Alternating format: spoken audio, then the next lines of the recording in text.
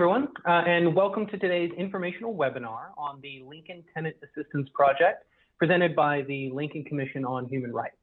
My name is Josh Lotman. I'm the Housing Rights Coordinator here at the Commission, and I'm very happy to be joined by Alan Duggar, a legal intern at the Commission.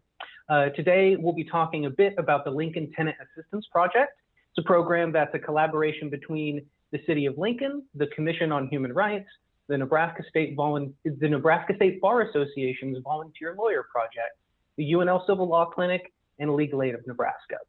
So TAP was formed to address a big problem that we had been seeing during the COVID-19 pandemic that's still raging. And during a time in which we were all being encouraged to stay home and stay safe, eviction hearings were continuing as though nothing really had changed. And more often than not, the tenants that were being evicted and were having to go to court had no legal representation. That is, if they were able to show up to their hearing at all, which wasn't always the case. Now, to help with the imbalances at the courthouse there, what became the Tenant Assistance Project was volunteer lawyers were there, and they were providing free, limited scope representation to tenants during their hearings. And in order to get those tenants facing eviction to the courthouse, the Tenant Assistance Project also coordinates outreach efforts to tenants ahead of their hearings. Now, I myself am not a lawyer, so I can't really talk about the efforts of the volunteer lawyers, but I can talk about what information we give to tenants ahead of their hearings, which is what I wanted to do first. That way, any tenants that see this program right now, or any service providers, or really anyone in the city of Lincoln that interacts with folks who are facing eviction, can have a general idea of what to do themselves or what to suggest to some other folks. So I'll go ahead and share my screen real quick. And this right here that you see is kind of the main thrust of what we try and tell tenants. It's the main part of the Tenant Assistance Project packet. And honestly, if we were trying to be a little clever, do a little bit of like clickbaity stuff, these would be, 5 things to do if you're facing eviction. And as you can see, the first one is to contact the Legal Aid of Nebraska. That's kind of, if anything, one of the biggest takeaways that we want folks that get this packet to see. While all of the TAP lawyers have done great work helping folks facing eviction, Legal Aid of Nebraska themselves have been indispensable in helping everyone. And getting in touch with them as soon as possible can lead to extended legal education and ultimately a better outcome for tenants and for folks that are facing eviction. Now, another thing, these aren't necessarily in order, but they're all very important. The second one is to apply for rental or housing assistance. There's a few different places to call for rental assistance in Lincoln, myself included, but we'll get to that a little bit later in the program because it deserves its own chunk of things. So we'll get to it a little bit later. Now, if applicable, we've all heard about the Cdc Eviction Moratorium. If applicable, a tenant facing eviction should complete the moratorium declaration and give it to their landlord. And there's still, like I said, we've all heard about the moratorium at this point, but there's still been a bit of confusion about it. So just to sort of try and clear that up a little bit, the moratorium only affects evictions for non-payment of rent. And even then, it doesn't stop a landlord from trying to evict a tenant. But it can be used to request a temporary halt of an eviction action through the end of the moratorium period. The current moratorium period ends in just a few days, January 31st, but we're hopeful that the date is going to be extended soon since President Biden has directed the CDC to extend the moratorium through March 31st, 2021. Another very important thing for tenants to do if they're facing eviction, and one of the things that we try and really stress with this packet and with other outreach projects, is that they should attend all scheduled eviction hearings at the courthouse. Now, nobody wants to spend their morning at the Lancaster County Courthouse, even in the best of times. But if you have an eviction hearing, it's vitally important that any tenants go to any hearings. If a tenant doesn't attend their hearing, they're almost guaranteed to lose and to be evicted. So even if their case would have fallen under the CDC Eviction Moratorium, this, in addition to reaching out to legal aid as soon as possible, is really the most important thing that we hope that any tenants or service providers that work with tenants take away from today and from our outreach efforts. In order to have a chance at fighting the eviction, you need to show up, because otherwise it's basically a guaranteed loss. Another thing that's really important to us here at the Lincoln Commission on Human Rights is that any tenants who believe that there's potential housing discrimination report it to the commission. The law protects your right to live where you want, regardless of your race, color, sex, or gender, religion, national origin or ancestry, disability, marital status, familial status, or in retaliation for engaging in a protected activity.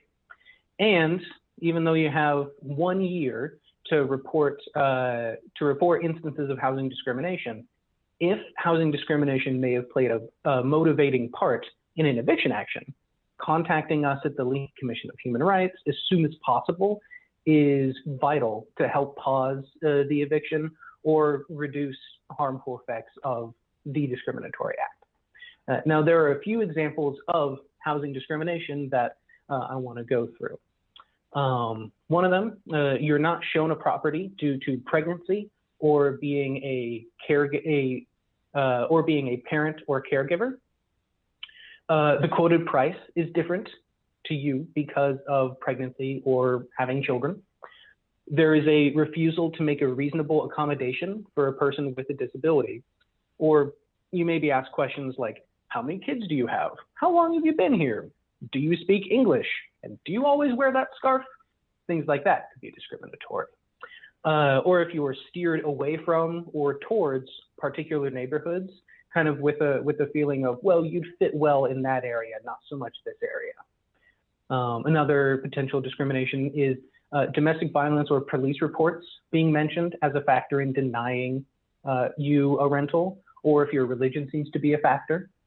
And specifically regarding the COVID-19 pandemic, asking questions related to whether you've had COVID, whether or not you work in places like meatpacking plants or long-term assisted facilities, things like that. And I've been talking for quite a while, and you might have heard me mention a reasonable accommodation in that list of potential housing discrimination examples.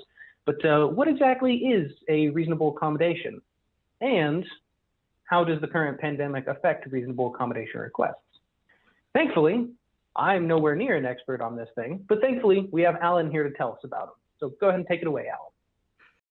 Yes, thanks for the introduction, Josh. I'm Alan, a law clerk for the Commission on Human Rights. We'll be talking a bit today about the rights of tenants under the Fair Housing Act, especially related to COVID and evictions. We'll be discussing reasonable accommodation requests under the Fair Housing Act, why they're relevant to you as a tenant, especially during the pandemic. We'll go over what they are, how to complete them, rather than to a landlord, and if they're rejected, what you can do about that. So, to expand on what Josh said a little bit, the Fair Housing Act protects against disability discrimination for not only tenants and home seekers, but also renters and buyers without disabilities who live or are associated with folks with disabilities. Under the FHA, a person with a disability is defined as a person that has or has had a record of having a physical or mental impairment that limits one or more leisure life activities. Given the nature and symptoms of COVID-19, it is considered a disability for purposes of the Fair Housing Act, even if one has recovered from it or is in the process of recovering from that. Also, the CDC identifies individuals with disabilities as being at risk of severe illness or death from COVID-19. A reasonable accommodation is a change in a rule, policy, or practice or service that may be necessary to allow a person with a disability to equal opportunity to use and enjoy a dwelling. That includes personal safety.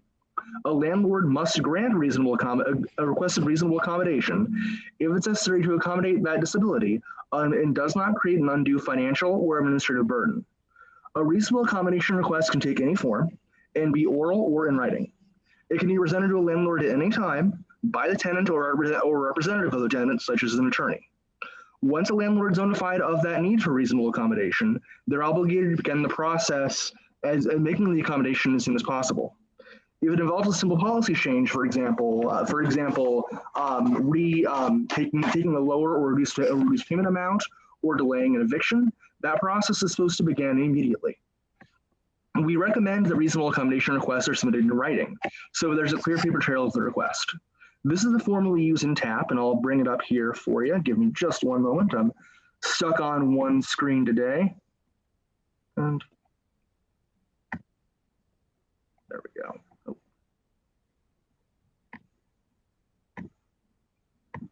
Okay, you should see the form we're using. As you can see, the reasonable accommodation request is actually very simple. It must state that the tenant has a disability and requires to change their housing arrangement in order to better enjoy or remain in their home. The tenant does not need to disclose the exact nature of the disability, and the landlord cannot ask. The landlord can ask to verify the existence of one, but no more than that. It should also state what the reasonable accommodation is. As you can see on this form, this is the one we usually employ with the tenant assistance project. We usually use it to request a stay of the eviction or a continuance until the pandemic is over, or a time where the tenant can reasonably and safely leave the property. A landlord cannot ignore an accommodation request. However, if the landlord determines the request to be too burdensome, they can enter an interactive process with the tenant in order to suggest an alternate reasonable accommodation. Ultimately, the exact nature of the accommodation landed at can vary and must be mutually agreed upon by the landlord and tenant. Ultimately, it has to be one, however, that allows the tenant to enjoy and use the property as fairly as any other person would.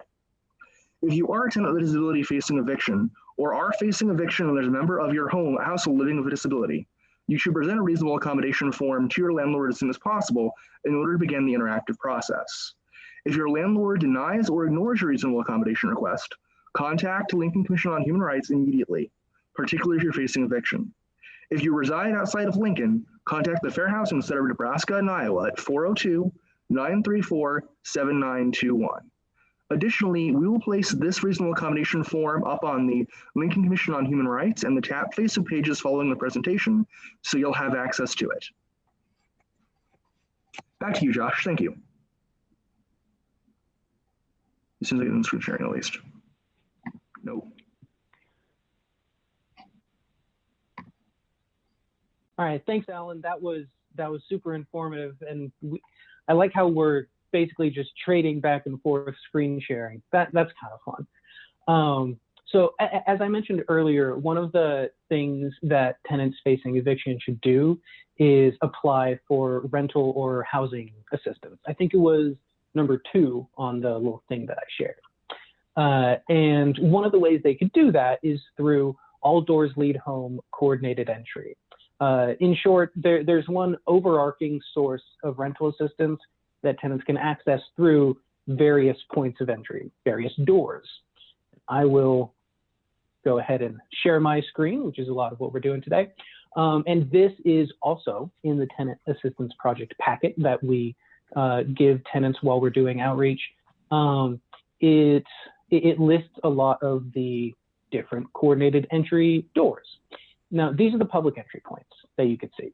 Family Service, Matt Talbot Kitchen and Outreach, the People's City Mission and the People's City Mission Help Center, Centerpoint, Community Action Partnership, and then specifically for those 24 and under, Cedars Youth Services and the Hub.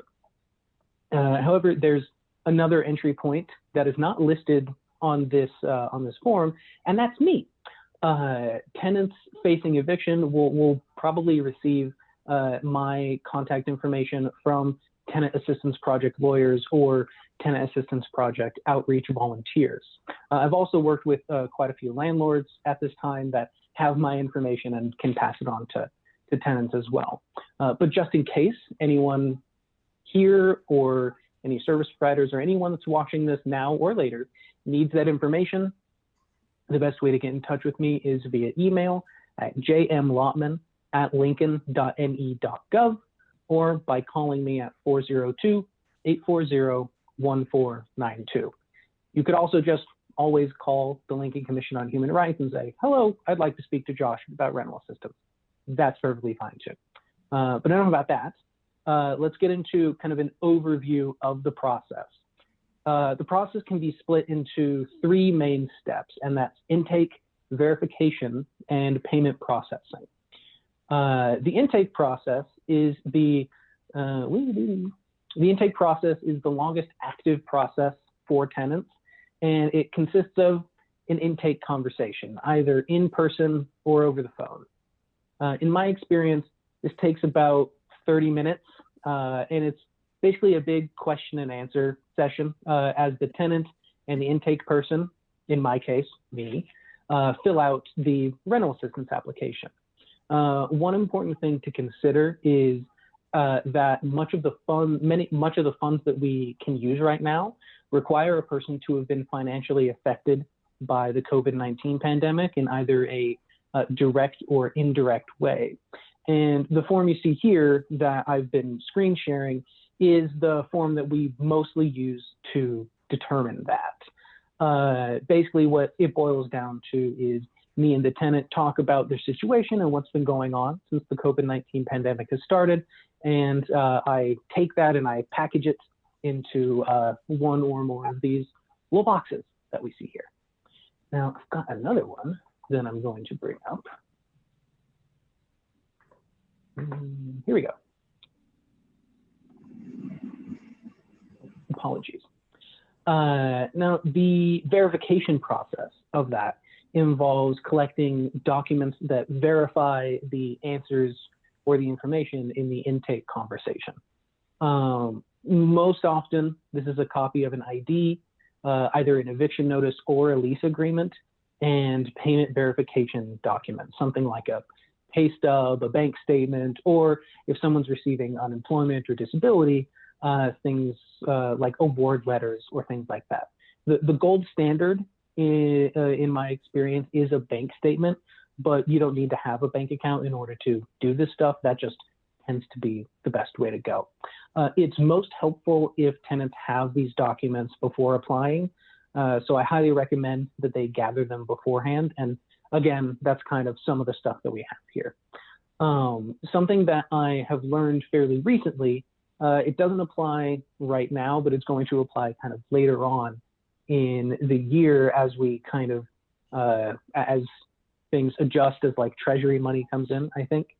The biggest thing that tenants need to know right now is that if they, we will likely be able to start potentially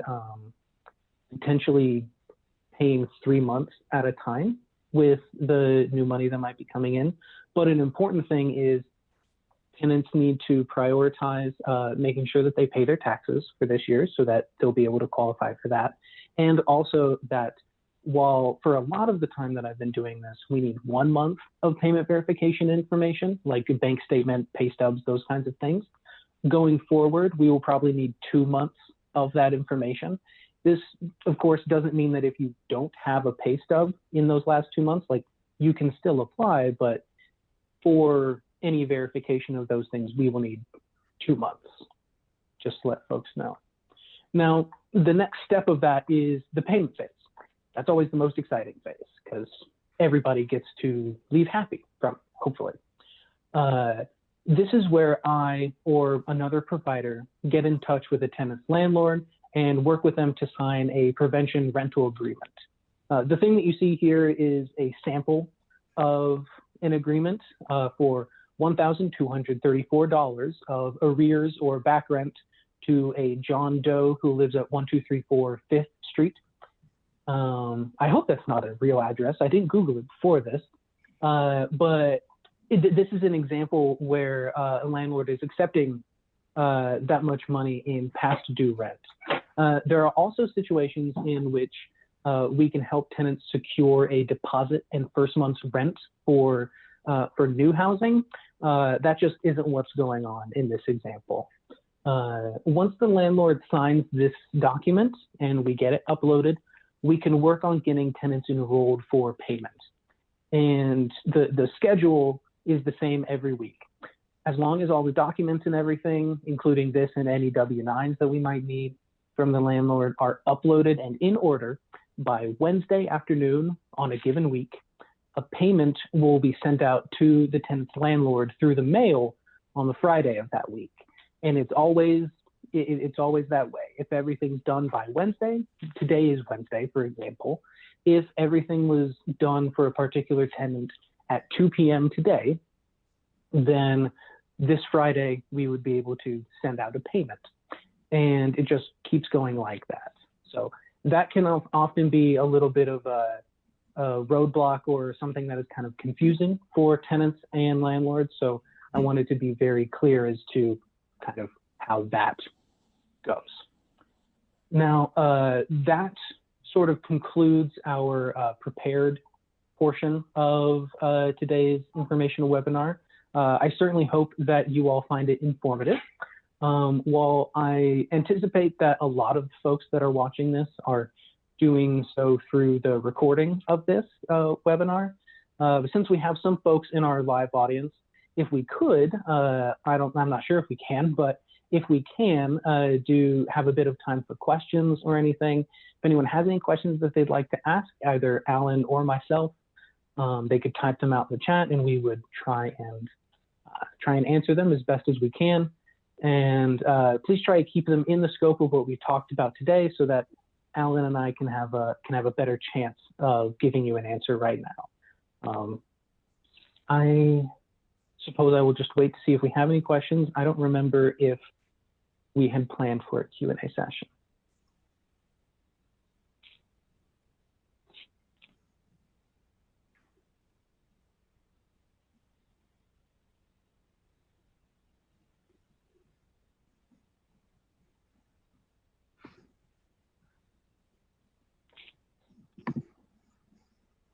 I figure since we're asking folks to type it in, I just wanted to give them a, oh, right. Sorry about that, folks. You can also raise a hand, and the LNK TV hosts will allow you to talk and ask your question. While folks are getting their questions all together, I did want to talk briefly about the Tenant Assistance Project's outreach efforts that I briefly mentioned.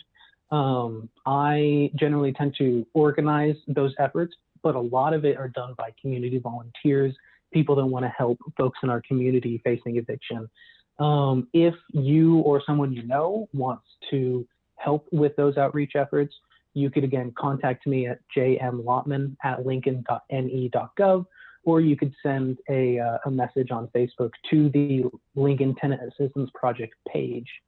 And a lot of what that entails is, the problem is tenants might not know when their hearing is or anything like that. So the simplest kind of answer we have to that is we collect all of our information in one place, give it to volunteers, and the volunteers just go door to door and try and hand out that information. It's a little bit iffy during a pandemic to do that sort of thing, but we prioritize safety for volunteers and for tenants in doing that. And yeah, it's something that a lot of the volunteers that I've worked with find very rewarding in being able to help folks like that, because, you know, the volunteer lawyers at the Tenant Assistance Project do fantastic and amazing work.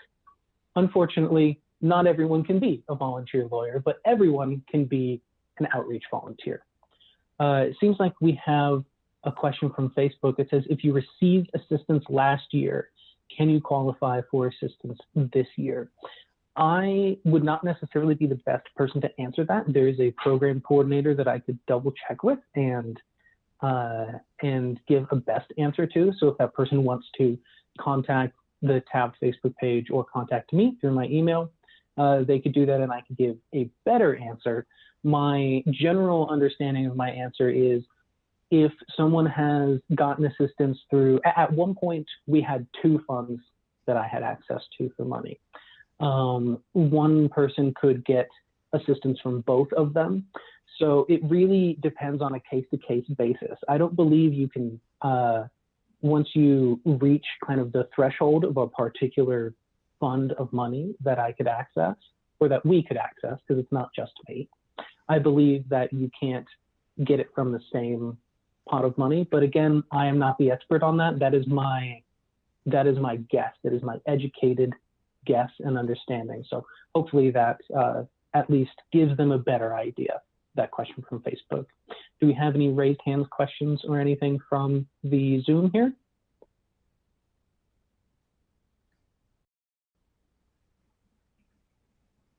While we're waiting, I just want to jump in real quick and build off what Josh said about the volunteer outreach efforts. So we do our best at the courthouse to secure good outcomes for our tenants, and we're pretty much always successful, but we can really only do so when tenants show up.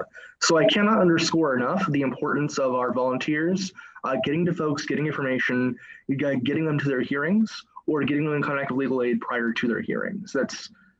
We could not do it without our volunteers. So. Okay, and I'm seeing that there are no questions either in the Zoom or no more questions on Facebook. So I think now is a pretty good time to end that question segment. And I would just like to say thank you so much from the bottom of my heart to everyone for taking time out of your busy days to watch this.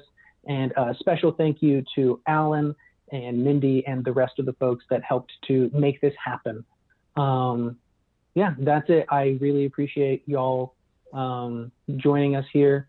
And also just wanted to mention, if you're interested in volunteering as an attorney advocate at the courthouse, you could contact Lori Heardale at the Volunteer Lawyers Project at lheardale@nevlp.org. And if you're interested in being a Tenant Assistance Project outreach volunteer, you could again contact me at jmlawton@lincoln.ne.gov, or just message the Tenant Assistance Project Facebook group saying that you want to pitch in and you want to help. Thank you very much and have a good day, everyone.